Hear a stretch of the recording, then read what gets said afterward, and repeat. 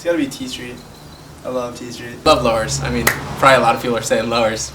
Waves are just rippable. It's ridiculous, and it's pretty heavy out there. A lot of traffic. Someone pops someone, give me 1 to 2 feet, not breaking, high tide, onshore wind, and there'll still be 20 guys out. So a lot more testosterone in the water because it's a lot of older guys. You got people coming there from other places that don't really know, maybe the town that I don't think they really know what's going on out there, and they're just like yapping and like preconception that when you go to lowers you have to be super aggro and you have to burn everyone and yell and all this, funny stuff. And like, we've surfed there our whole lives, and when we were growing up, it was always like there's the guys like the Fletchers, the Beshens, Dino, Wardo, this whole crew that they just they're so good out there that they didn't even have to really get too vocal on people, and they just surf better than everyone in the water. So it was like we kind of took that to heart of just rip, and you're gonna get your waves. And yeah, I think it's funny. I think that last swell had like 150 plus people. Growing up,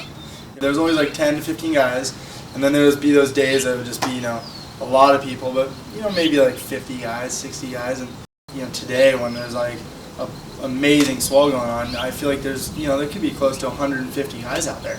And it wouldn't even surprise me if there was more. I mean, I've seen lowers definitely 200 people plus. Now the time feels like there's so many people surfing that it takes the extra effort and the creative mind to kind of go think outside the box and go surf somewhere different or look somewhere that you never looked before.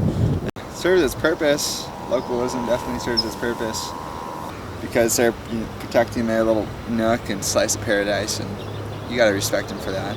It's kind of like to each their own on that one. There's definitely a time and a place for it, so I don't think it always has to be super aggressive. Like you see in Hawaii, there's like a pecking order there, and it seems to work out really well. Keeps it safe at dangerous spots.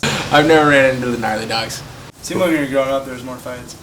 Now everyone's got lawyers. I've definitely experienced localism. I just take is give more than you take, and just if you're surfing good, people are gonna recognize that, and people are protective of something that's great, so you can't really fault them for that. We've been to some pretty localized spots. We've never had really any weird vibes. I'm not saying that it won't happen in the future. You just put a smile on and you just froth out, then there's nothing really weird about that.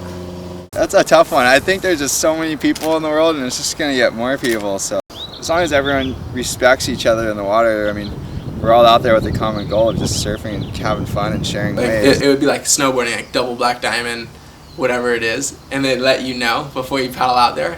I mean, it wouldn't be a bad idea. Like, oh no way, it's double black, I can't go out. I gotta just wax up my board on the beach. They opened it up, or a place like the ranch, you'd be like, all of a sudden, it would just get so destroyed, and it would almost defeat the whole like vibe of that area and of surfing in general. You don't want to exploit places and damage them for what they're worth. I think it's just a lot of people want to surf nowadays, and I think that's probably what's driving it to be so crowded. And I think it's just too fun. If you're respectful, you give waves, you get waves. Surfing, really. I mean, at the end of the day, everyone's got to be stoked. See everyone at lowers.